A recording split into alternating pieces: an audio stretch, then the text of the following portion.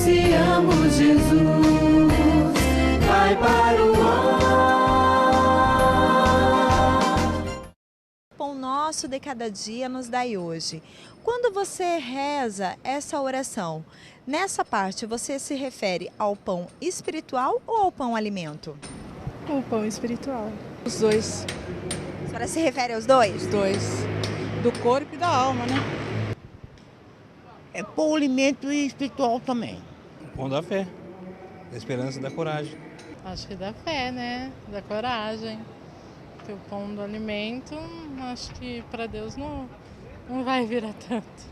Você procura ajudar as pessoas com o pão também, o pão espiritual ou pão alimento?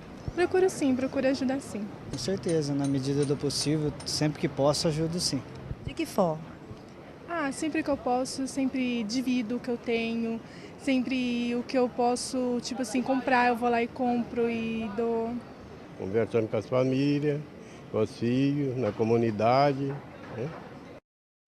A reflexão sobre o pão nosso deve nos levar a escutar Amós, um profeta muito simpático, lá do Antigo Testamento, que nos diz o seguinte, lá no capítulo 8, versículo 11, ele prevê o seguinte: virão dias, oráculo do Senhor Yahvé, em que enviarei fome sobre a terra, não uma fome de pão, nem uma sede de água, mas fome e sede de ouvir a palavra de Deus. Quer dizer, Amós fala de Deus que vai enviar fome de ouvir a palavra de Deus. Como é importante a gente ter esta fome. Como é importante a gente sentir que o alimento que vai realmente nos saciar plenamente é a palavra de Deus. Como deveremos então buscar na palavra uma resposta para nossas inquietações? Se a fome física é algo bastante sério, pior é a pessoa não sentir fome da palavra de Deus, construir uma vida sem referência a Deus. É isso que os últimos papas têm criticado tanto no mundo. Estamos criando um mundo, uma estrutura que não tem lugar para Deus. Não há referência a Deus. Eu diria assim, nem se combate muitas vezes Deus, mas é que se vive como se Deus não existisse ou como se não precisássemos dele. Ele está ali e eu digo sempre, você pega a vida de uma criança, passa horas diante da televisão, que não ouve falar de Deus, nem contra, nem a favor. Então ela vai crescendo com a convicção de que pode construir uma vida sem Deus. Então, esta fome que o Senhor prometeu que faria nascer sobre o mundo, lá prometeu já em Amós, é essa que nós precisamos também pedir. Quando pedimos o pão nosso, esse pão da palavra de Deus que nos orienta, que nos fortalece, que é uma luz em nosso caminho. Claro que aí também há uma referência à Eucaristia. Nós precisamos deste pão que tem a vida eterna. Este pão que é o próprio Cristo que se dá como alimento. Quer dizer, da fome do pão material, deve nascer em nós esta fome de um pão que nos dá vida eterna, que não precisamos, como disse Jesus, a samaritana falou sobre a água, que não era ela ia dar uma água viva que ela não precisaria mais estar ali buscando no poço de Jacó. Fome da palavra de Deus. Então, o pão nosso. Mas nós acrescentamos de cada dia. Cada dia nós somos chamados a confiar no Senhor. Por quê? Porque nós somos limitados. Eu não posso dizer ao Senhor, não, está tudo bem, agora fiz esse pedido, está tudo resolvido para a minha vida. Porque nós somos capazes, nessa situação que estamos na Terra, de refazer as nossas escolhas. Então, ao mesmo tempo, podemos acentuar cada dia nossas escolhas e pedimos ao Pai, o pão nosso, dai-nos hoje. E com isso me coloco numa atitude de confiança renovada diariamente. E é importante isso, por quê? Porque nós temos uma força e nós um poder de retirar das mãos de Deus aquilo que nós colocamos. Nós oferecemos nossa vida, Senhor, eu sou vosso, todos os meus pensamentos são vossos, meus desejos são vossos. Colocamos tudo isso e entregamos a Deus. E daqui a pouco, às vezes, poucos minutos depois, estamos tomando novamente. Queremos fazer a nossa vontade, não queremos cortar o pecado, achamos meio difícil amar o inimigo e deixamos para depois.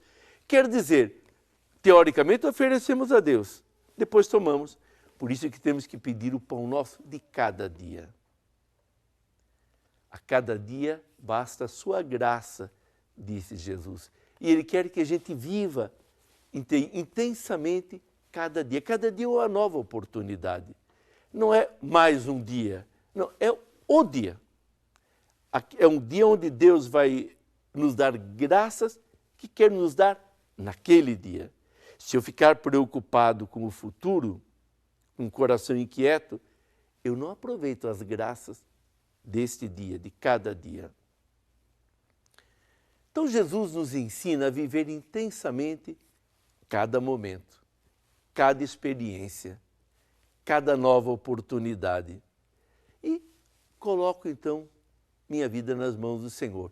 Ou como tem uma frase atribuída a Santo Agostinho que diz assim: você deve colocar o passado na misericórdia de Deus, o presente no seu amor e o futuro na sua providência.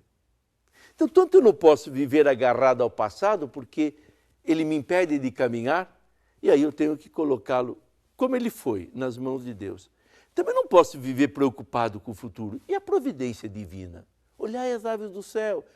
Jesus prometeu que o Pai cuidaria de tudo se confiarmos nele. Então, viver o presente no amor. E viver presente no amor significa estar atento às manifestações da vontade de Deus. Sob que formas hoje Deus vai se manifestar em sua vida? O que vai lhe pedir? Que exigências vai fazer? Que cortes vai exigir? Esteja atento a essa vontade, porque vivendo intensamente o presente, você garante que o Pai acolherá com maior alegria ainda o passado que você coloca em suas mãos e o futuro que você coloca em sua providência.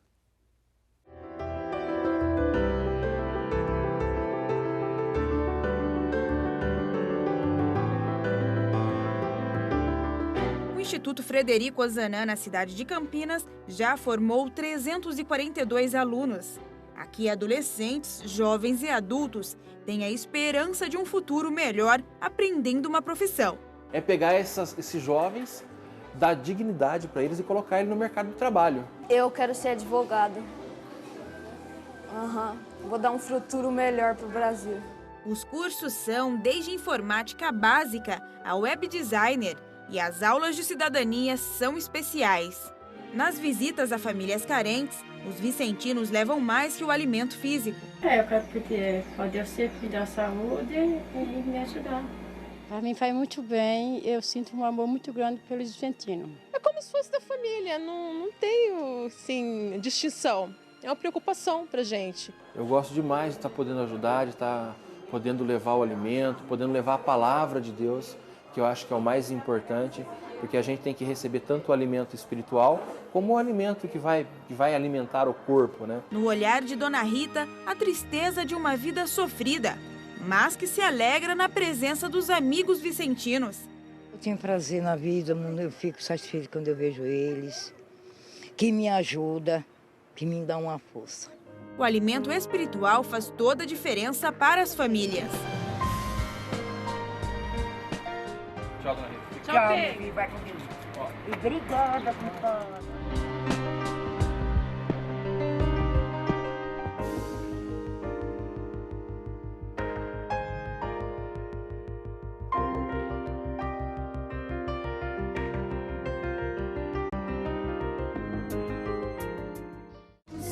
amo Jesus.